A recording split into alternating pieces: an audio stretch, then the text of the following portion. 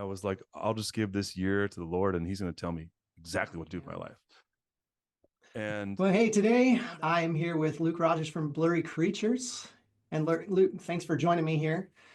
Um, we are going to talk about purpose and following God into the marketplace. And you have a successful podcast called Blurry Creatures. yeah, And so I'm really looking forward. I know your backstory with Jesus when you were yeah. younger, but I haven't heard a lot of it uh, Okay. as you've stepped into this. So I'm really looking forward to seeing how your walk with the Lord has paralleled where you've gone in the Yeah. marketplace. Fantastic. Where do you want me to start, Mike? Where should we Man, start? well, first of all, tell us, what is Blurry Creatures? That's a good start. Yeah. Blurry Creatures is it's a podcast. We're about 5 years old. We started in 2020, which is quite the time to start a podcast, especially sort of in the space we started. It's myself and Nate Henry is my co-host, and Nate and I had all these crazy crossovers before we started a show together. He had a show beforehand. He played in a band called Sherwood. If anyone's familiar with that toured for quite some time in sort of the early 2000s music scene that a lot of my friends were a part of. And so that's how some friends of yours, Mike, people you knew from youth group and stuff, were in that band actually in Chico. But so we had this commonality. We knew each other from the early 2000s. And then funny enough, I had a podcast before this one, before Blurry, called Sports Related with my brother Jordan, where we just sort of did a variety show on That's right. sports. And Nate had a podcast beforehand called Don't Feed the Trolls, which was with a guy named Matt McDonald from a band called The Classic Crime. And they did a show on variety show as well. But anyway, the way this thing happened is I stopped making New Year's resolutions quite some time ago because you ultimately fail. And what I started doing instead was just sort of changing the vernacular and doing setting goals for myself for a year.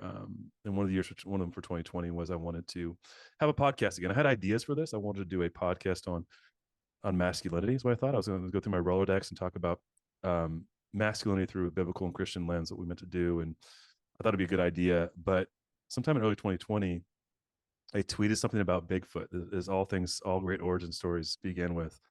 And Nate, who I knew, he sent me a DM and said, "Hey, do you want to do a podcast on Bigfoot?" And this is April of 2020. And I said, "Yeah."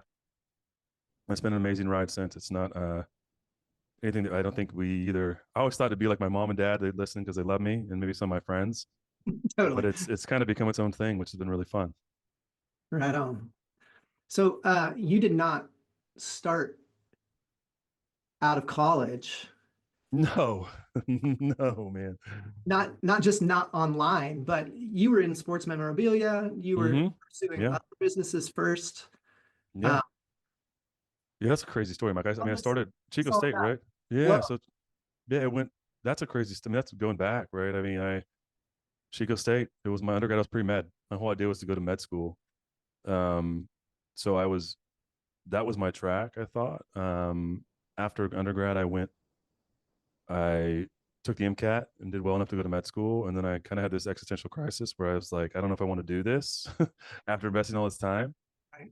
And I moved to Australia and did YWAM like anybody who's rational is. Like, I just spent all this time, let's move to Australia and surf and spend some time with the Lord. And I think at 22 in my head, I was like, I'll just give this year to the Lord and he's going to tell me exactly what to do with my life. And How'd that go? it's funny how God works. You know this. It's like not ever necessarily how it never happens the way you think it is. Number one, I remember this very specific moment during the DTS, and YWAM for me was a wonderful experience. I know that some people have a mixed bag experience. I loved it. It was transformational for me. I lived in the Sunshine Coast in Australia. Spent 3 months in Southeast Asia. I saw healings, miraculous healings, demons getting casted out. I mean, it was unbelievable. People coming to Christ in droves and God moving and doing it, and it rocked my paradigm, right? But there, to that point, I remember we had a week of prayer and fasting that we were as part of our Bible school discipleship training. And so it was a water fast. I think I was like 3 days in. And I remember kept asking God, what do you want me to do with my life? And I think I started to hear, that still small voice. And it was not what I know it wasn't me, because what I got back was, what do you want to do? And I'd be like, nope, that's not what I want to hear, God. That isn't it. That isn't it. And I kept being like, what do I do with my life? I go to med school. What do I do? And I was like, what do you want to do? And I was like, I don't know. And I felt like I got to the, where do you want to be? And I said, I can answer that question. So I knew that my time in Australia was coming to an end. And I fancied myself a surfer. And I thought, I want to be somewhere I can surf. And so I told Lord, and Lord's like, let's start with that. And so I ended up coming back home to Chico. Was broke because I was a missionary. And I spent some time working to kind of get myself set. And I decided that a lot of those answers I got were not med school. I think I felt like that I could do it. I scored well enough. I was smart enough. It wasn't a passion. So like any 25-year-old, I was like, well, I need more options. So I went and got my MBA at San Diego State where I could go surf. So I moved to San Diego, did my MBA. I started a company there. When I was there, it was an apparel company. We were a licensed apparel company. I had an idea. I thought I was going to all these football games and thought like, hey, you know what? I think there's a market for like t-shirts that are fun and also like that are not the logo stamped on the chest on a Hanes beefy tee. And so I was like, let's work on tri blends. Let's get athletes involved in the artistic process. And this company was birthed out of that. And 2 years in, we got a Target deal. So we were then in every store in Target, every Target in America. And I ran this company for 7 years. It has a very sad ending to the story. We had to shut our doors after 7 years. And that's when we picked this up when I go into corporate sales.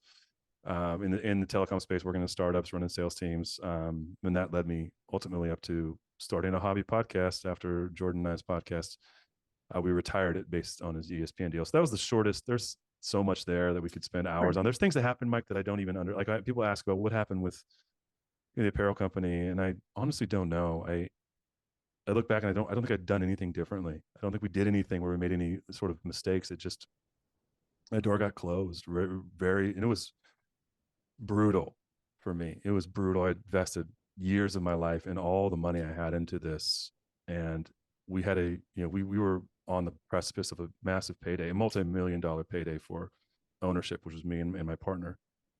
And it just fell between our fingers like sand. I remember having this idea. This is crazy to say out loud. I haven't really talked about it. I don't know if I've ever talked about this before, but like I remember that conversation I was having with the Lord when I was fasting and YWAM, right? Part of me was thinking I didn't get an answer of what you want me to do with my life when I say that. And I remember having this sort of idea, or maybe I wouldn't say revelation, but this sort of aha, but maybe what God wants me to do isn't something that's been created yet. Hmm. And I thought for a while that was the apparel company. That wasn't anything I'd ever even thought of, or didn't exist. But at the time, podcasting didn't really exist either. And I'm not saying this is, but what is the ultimate, or I stay here doing this 20 years, who knows? Joe Rogan made podcasts till he's 70. But this is such a new space. I don't know. We don't know what the longevity is or life cycle of a show or how long this lasts, but this is what I'm doing for now. And this feels like, I know this is exactly where I'm supposed to be. It feels like enough creativity, enough ministry, and frankly, enough entrepreneurship, which I swore off ever starting another company after the crash and burn of my apparel company, because it was so traumatic in a lot of ways to me. I didn't want to run anything or be on my own. I wanted a security of sort of a safety net. And here we are. This is what I've been doing, Blurry Creatures, full time since November of 23, when, of all things, I was working for a startup that fired everybody but 4 people to sell. And I was the last of we were a core person, and I got laid off in November, and it was scary. My wife's at home with our son, and I have no job, and podcasting had been good, but it wasn't like, it wasn't going to take care of the family. And I got offered like 3 jobs right away because I was pretty good at doing sales. Honestly, it's like, it was easy. It was people based stuff, which I think I'm good at. Yes. And I felt like God said no to all of them, and I was like, I need a job. What do you mean no? I'd pray about it, and God's like, nope, nope, nope, nope, nope, none of these. And I was like, what am I supposed to do? And I felt like I was like, do Blurry, and I'm like, no, this is like, I can't do this. This is podcasting, number one, and number two, it's like, it's not going to take care of my family. And then I remember just talking to Amy about it, and she's like, this is what you're supposed to do. And I think it was my wife, and she's like, you should do this, and whatever we got to do, we have to do. And literally said, okay, God. And the next month, we had the biggest month we've ever had in Blurry. And within about 6 months, it was like, it had gotten to the point where it was matching what my salary at the Yes. sales stuff. And it was like, oh my gosh, like this is So I don't know, God provided. So as far as bumpers, it's gosh, I mean, it's crazy to end up doing this. I kind of had, frankly, it'd been like, I don't want to be a podcaster. I think this is fun, but I don't want it to be like my job. What I tell people, like I have a podcast, that sounds like pretty. The You have ego a in me, top ego in 100 me was podcast. like, yeah, well, yeah, but I mean, at the time, it was like the ego in me was like, this just sounds kind of, I don't want to do that. Like, but it's, yeah, I mean, it's interesting. I don't know where I'd be if just say that like the apparel company worked out and like we had taken the payday for that. There was like a million something that we were going to both sort of take home a piece. And it would be like, so become a millionaire at 20, or what was I, 30, well, it was just 35 maybe. All of a sudden I'm making $1 million a year. I'm not married at the time. Like, where do I end up? I don't know. I think God was maneuvering things. And it's hard because those things are, I think we all want to say like everything, this was good and that was good, but this is better, right? We're sacrificing good for great, but I don't think it. I think it all hurts. This is the thing. Like that hurt. Like the lessons we learn aren't like, man, I'm just I'm just not selling for good. I'm gonna go for great. Like this thing was good. It was like, no, this thing was good, but it losing it was horrific. Like, so I don't know. I mean, I feel like my heart in some ways has always been to make whatever it I'm doing, a kingdom proposition, if you will, or a kingdom initiative. Maybe that's a better word. To have a ministry in the marketplace, as you kind of started this whole thing, like, and one of my favorite passages is with the rest is with the angel of the Lord wrestles with Jacob. I just think it's so Jesus. It is, there's a time when I'm paraphrased pretty poorly, but at the end of they wrestle all night, and the angel says to Jacob, he says, "Have you come to the end of yourself yet? Are you ready to submit to me?" And Hmm. to me, it's just such a Jesus thing. It's like, are you done? Are you done trying everything else? Are you, have you finished yet? Like, and I just like, man, it's been really like paradigm shifting for me to Yeah, you yeah. understand that. And I think oftentimes we forget. I think we go to work, right? You go to work, you take care of your kids, and these are all very important things to do. But I don't know, but we're often cognizant that we are born into an ancient war, and it rages around us. And maybe being more cognizant of that and realizing that, we talked about this pre-roll, just about some of the spiritual warfare things and things that exist. I think we can a lot of times live our life with our head in the sand. Yeah, But we've it's seen so much, stuff. yeah, it's so much more. Yeah, we have. It's so much more exciting, I think, though, to realize that we were born and placed into the time we were meant to be, and that God has a plan and a purpose. And we get to partner, if you will. Like we get to in partner, I mean very, very loosely. I mean more submit to the will of God and be where He wants us to be. So Uh, you said something just now that reminds me of if is Ephesians 2:10, right? That we're his workmanship, created in mhm. advance by Yeah, by his design, with his intentionality for good works that he prepared in advance for you to do. And you started off talking about how um, you just had an affinity towards Bigfoot. You just yeah. Just like the old thing was funny. It's like my mom used to buy me a Bigfoot shirt like every year, put in my stocking, yeah. And right? I Or also yeah, know you to be someone who loves a little shock value, yeah, who likes to kind of like stir things up a little bit. You're not afraid of man, really. You're not afraid of judgment. Um, but you also love adventure, mm, and yeah, you love being kind of on the front end, and you've always been that way. yeah, And and I think of that, and I think of where you're at now, and the fact that you said at the beginning of this that God was asking you, "What do you want? What do you desire? Where's your heart?" yeah, yeah. And if you were going to talk to somebody else about this journey, Hmm. could they trust God and chase their own hearts? Is that enough? Yeah, I think you have to be very careful, Mike. I think that the Bible's pretty specific that our hearts can be the deceitful, and we can be the well springs of evil, if you will. Right? I think we have to be very careful that we align what we call our heart with the Okay. will of God. Number one. Now, when you're saying heart, though, I know what you're saying. So let me start there. I think I think one of the things that's super amazing about the Lord is that the Bible says specifically, if we delight ourselves in the Lord, He'll give us the desires of our heart. And Psalm one 30. of the more, yeah, one of the more profound things I ever heard was that the more you delight yourself in the Lord, the more the desire of your heart is more of Him. And I think we sometimes think we can manipulate that in our like humanity. We're like, well, if we just God will give us what we want if we just give our devotion to God, and I think it's meant to be the way it is, right? So yeah, man, that's a It's all right. It's I, loosely phrased. no. I'm saying I think that like I think a lot of times we can we can believe that like I said before, like that everything's going to end up awesome is the only way I really put it. And I don't know if necessarily is the case. I don't think Jesus even says that. Frankly, I think it's one of the big things in the Western church is that That's if the you opposite. just he does. That's what I was getting to. He Try. says it's going to be hard. He says they're going to hate you because they hate me.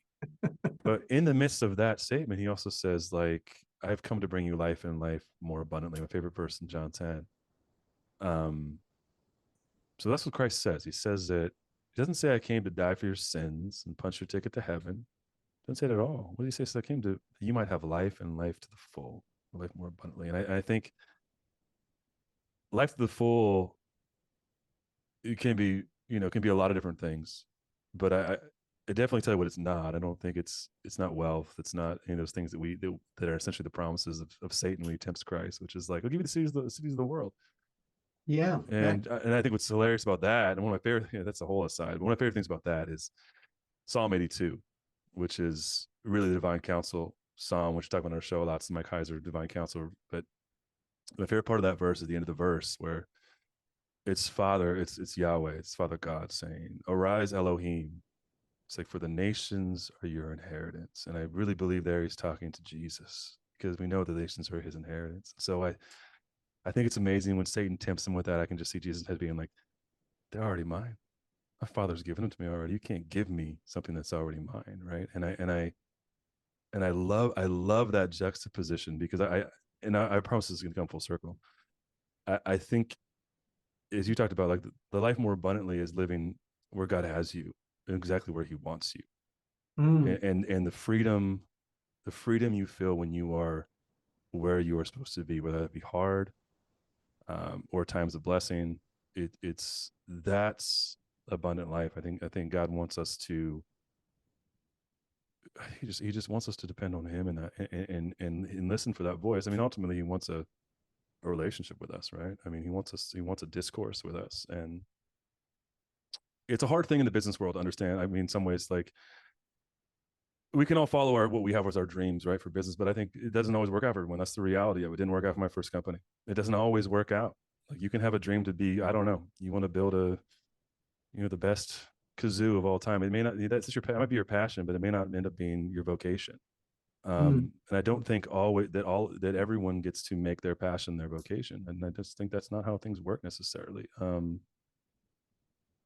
For some of us, I think it does, and this is a passion I didn't even know I had. So this is a whole different thing for me. I knew that I wanted to be creative, and I knew that I wanted to have meaningful discussions, whether it just be here or in the podcast or with my buddy smoking a cigar and having a little bourbon, once a month. Like I want to have meaningful conversations about things that I want to figure out and understand in the scriptures and also in our world in real life. Like what what are we meant to think about these things? And I mean, by the grace of God, I get to do that for a job.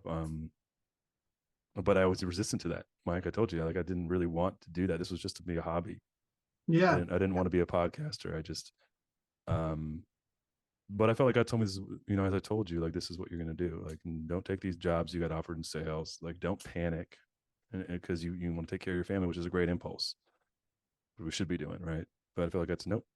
This is what you need to do, and I'm so glad he did. Yeah. It's been an amazing growth journey for me, and also I got to face my biggest fear. And I told you that a little bit. I didn't ever want to start and run a company again after the crash and burn of my first one. And yet here I am, and God has been super gracious. I say this all the time. I think about our God is so gracious. I would love to know two things from you. I would love to know what's true about God that you think they need to know. Mm. And then the other thing would be what is the truth that you've experienced in the process as an encouragement to help them hang on. And they might be the same thing, but Yeah, I mean, maybe the second part first. For me, it's like understanding that in the context of this, it's like God's driving.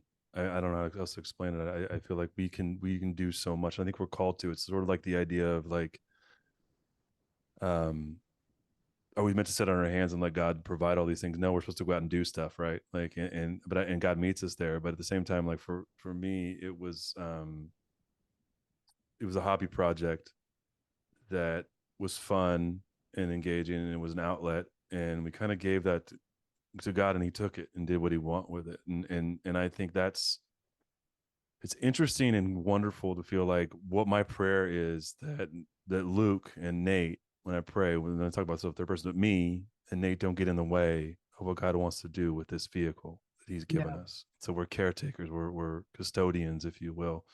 It doesn't mean we don't do anything. I mean, spend 8 hours a day doing stuff for this, right? But it means that like I don't want this to ever be or become something that I feel like is about me, or for Nate, it's about Nate. It ultimately is something that my prayer is always like, God, don't let us get in the way.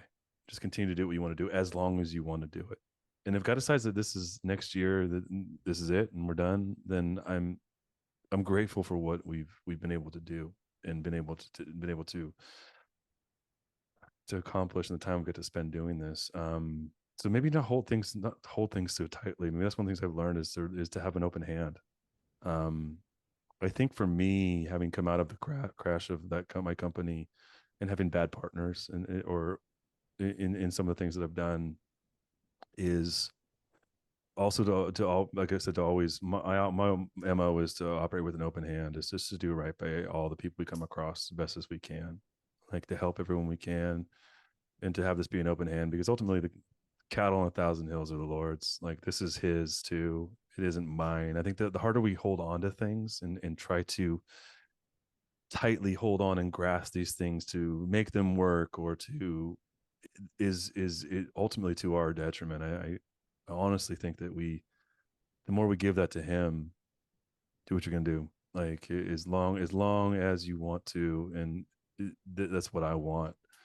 Is really a juxtaposition from like trying to I got to make this work. I've got to do X, Y, Z. I've got to, I've got to grind myself into dust. And I mean, be honestly, dude, I feel like we run 4 companies doing Blurry. It is a ton of work to the point where we need to sort of grow this thing from like a nuts and bolts thing. We need to hire people and start to delegate before we grind ourselves into dust. But that's the logistics side of it. But the honest truth is, like, God, just do what you're going to do and do it as long as you want to do it. And then when you're done, we'll be done and we'll just be grateful for the ride. I think that's a big departure from where I was at my company.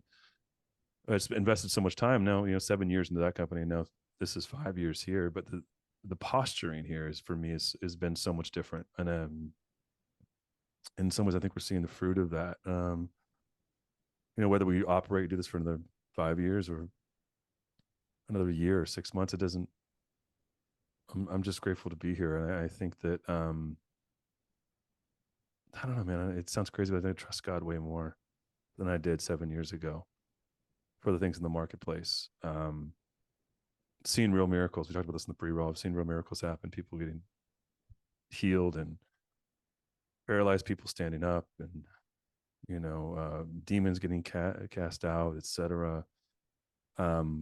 Seen God move in those kind of powers, and I've seen Him move in the marketplace, and I think that I just want God to do what He wants to do with me and with my work, and that's a freeing place to be, because then I don't feel like I've got to strive. It doesn't mean I don't strive and don't want to build this thing into the best it can be to be a good steward. It just means that I feel like the pressure is off in some ways for me to strive and make this as big as it has to be on my own power and own accord. If that makes sense. I don't know how Yeah, to sort of no, I like love that. it. Yeah. Love it. It reminds me a little of Hebrews 3 and 4, where it talks about Joshua not being able to give the people rest because they would not believe the promises, because they would not trust God. Mm-hmm. You know, his covenant promises. And I'm I mean, just, let me just say it's easy to say that. Like this is always the juxtaposition of Christianity, right? And things we know. It's easy to say that, and even for me to saying that, it's easy to say that. And did I have a freak out last week about Blurry? 100%. right. You can't, you don't live there 24/7, but you just try to return to that place. Like, and that is, I mean, it's why it's called that's why our faith is a practice, right? It's a returning to the place of saying, I trust you. Yeah, I freaked out this week. I freaked out about whatever, like this going away or things losing. Yeah, do I have real worries? 100%.